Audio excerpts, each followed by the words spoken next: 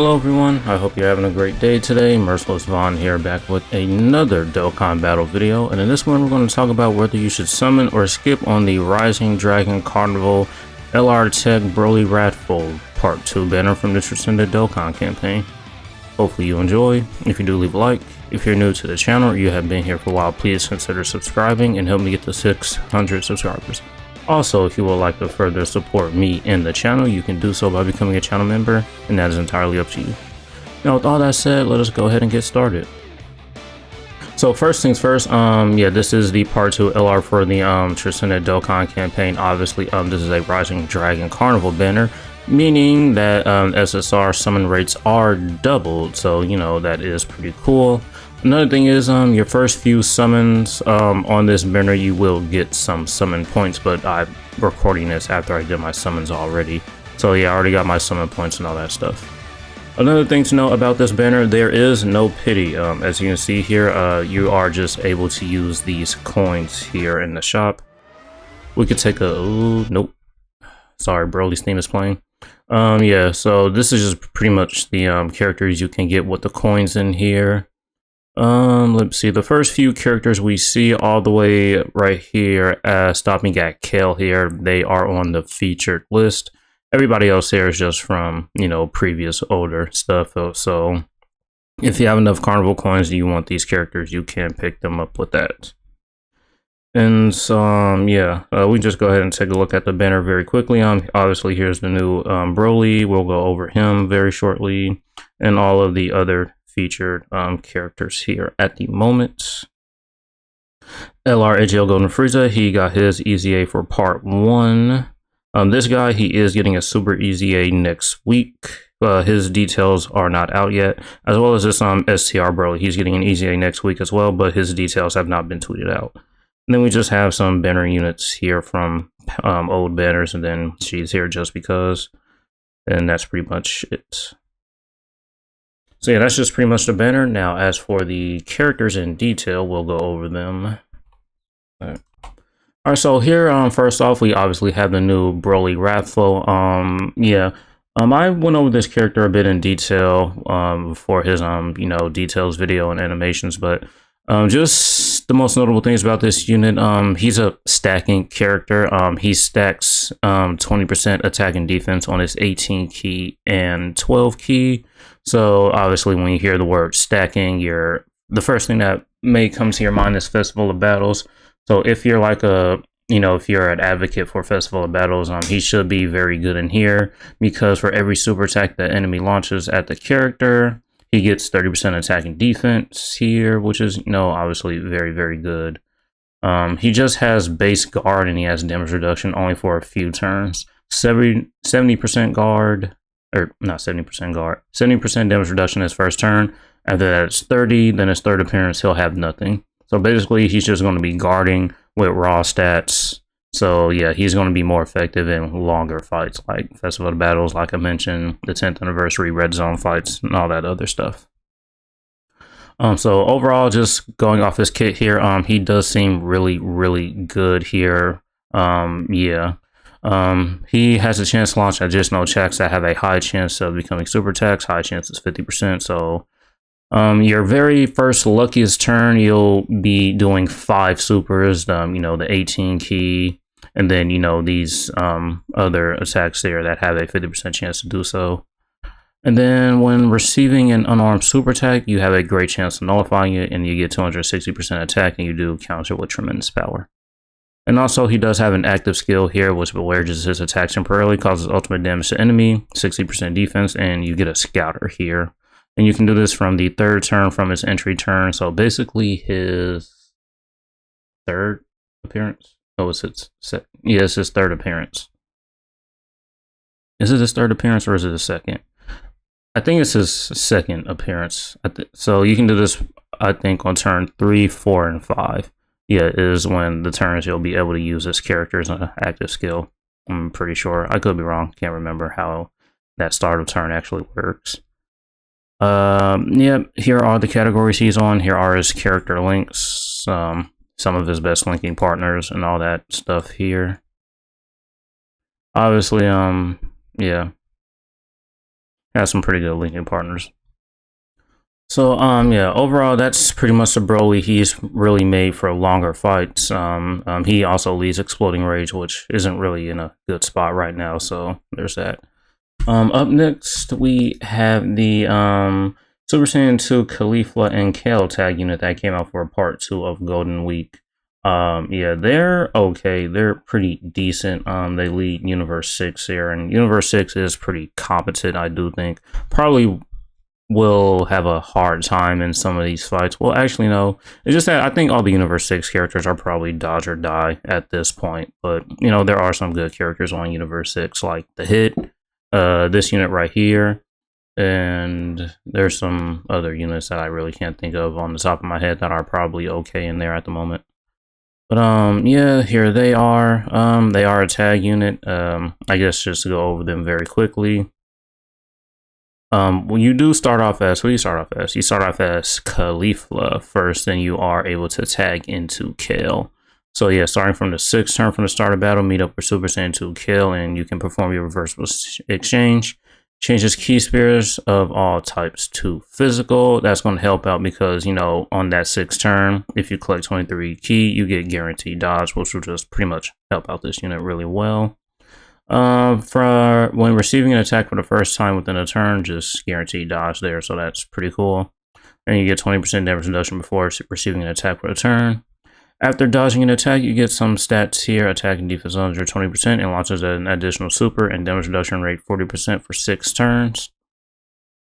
And then another thing about this unit, let's see here. On her 18 key, she greatly raises attack and defense for 1 turn, causes meta colossal damage to an enemy, and raises chance of evading enemies' attack, including super attack, by 26% for 3 turns. So get your 18 key, you'll have a 26% chance to dodge. And this will also work if you just pretty much tag to the Kale. She'll have that too.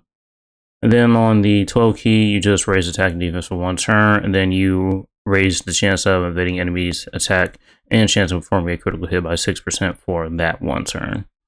So really, if you're using the Caulifla here, you get the 18 key, get an additional super, and get the 12 key.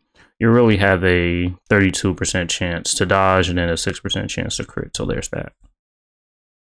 And then turn 6 from the start of battle, you can tag into Kale here, if it will load.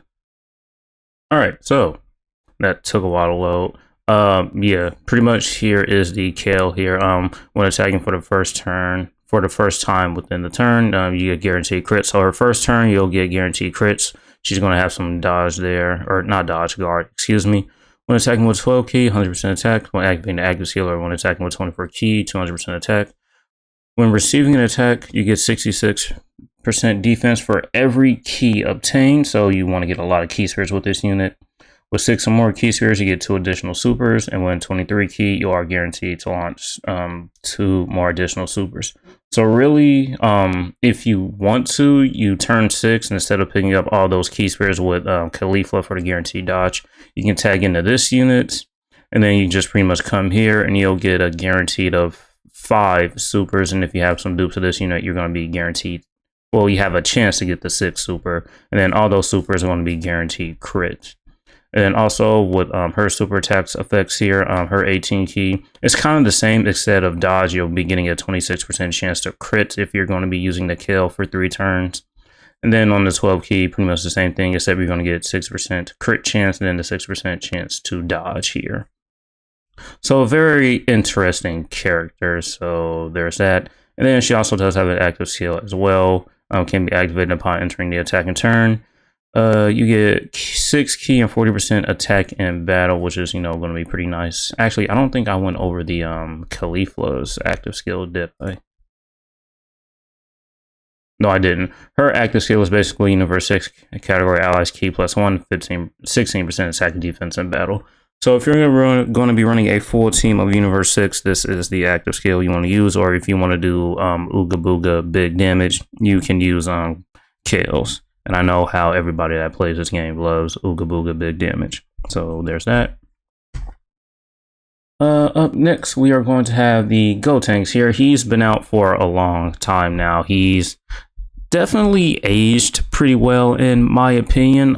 With the special battles, there are a lot of Ki Blast supers in there. So, you know, this guy, if you know what he does, he basically gets 44% defense when receiving a Ki Blast super. He also does have a high chance of getting 777% defense when receiving a super attack. And then also, let's see, where is it at? Where is it? Oh yeah, it's right here. Yeah, receiving a Ki Blast super, not only does he get the 44% damage reduction, he also counters with ferocious power. So yeah, there's that. So you get some defense. You also have a really good chance to do this. So when this guy gets Ki Blast supers, he's really unkillable, and that's pretty much been the case for about almost a year. He's been out on global. He's been out a lot longer on JP. But yeah. So overall, this guy has aged pretty well. He gets 22% damage reduction for his first few turns in the fight. And as long as there is another final trump card ally on the team, you'll get more defense, more damage reduction. So yeah, this Gotenks, in my opinion, is still very, very good. 24 Ki, you get more attack stacks, and you do get guaranteed crits here. And nothing really crazy going on with his super attack effects here. And then his active skill can be activated when the character receives 3 or more attacks in battle, or when there's another final trump card category ally attacking the same turn from the 4th turn from the start of battle. Massively raises attack, ultimate damage to enemy, 77% defense for 1 turn. So yeah, a very well-aged unit. I really like this guy still, pretty good. He's on a lot of categories. All these categories have, in one way, shape, or form, have been getting buffed. Hyper Saiyans and Youth got buffed. Fuse Fighters, Fusion has been getting buffed. Earthbred Fighters has gotten buffed. Gifted Warriors, we haven't seen a new leader for this, but that is a category that's gotten buffed. Final Trump card has been getting buffed, even though we haven't got a new leader for it. Yeah. A lot of good categories here, on a lot of good teams, and not bad linking partners here for the Gotenks. Really, really like this guy. And then here we have the LR AGL Golden Frieza, who did get an easy A. Yeah, I haven't really gone over this guy's easy A much. Actually, I don't even think I did a video on it actually. But he does seem pretty good. I didn't have him before I did my summons. He is on this banner, so if you don't have him, you do have a chance to get him here. You have a really good chance since the SSR rates are doubled, so there is that. Yeah, we can definitely use this guy since I didn't get a chance to showcase him or anything like that. But so he does have an animation here. He gets guard for 1 turn, 100% defense for 3 turns, chance to perform a critical hit, and damage reduction rate 90% his very first turn. So turn 1, he's going to be a defensive juggernaut, which is, you know, going to be very good. I mean, looking at this, he's probably going to be the only one in the game right now that can tank the Supreme Magnificent Battle Gohan's super that first turn, I think. So he'll be good there. And then, you know, chance to perform a critical hit and damage reduction rate will go down every 2 turns past, and then, you know, it'll stop at 60%. You won't lose any more than that. Basic effects: Ki +6, attack and defense 200%. When HP is 50% or more, 200% attack and defense, guaranteed additional super for every super performed. 3 Ki, 30% defense up to 150. For every attack received, 3 Ki, 30% attack up to 150%. For the 3rd turn for the start of battle, 300% attack and perform a guaranteed critical hit when HP is 50% or less. Starting from the 5th turn from the start of battle, attacking defense 100% when attacking as the 2nd or 3rd attacker in a turn. Starting from the 7th turn from the start of battle, attacking defense 100% when attacking as the 3rd attacker in a turn.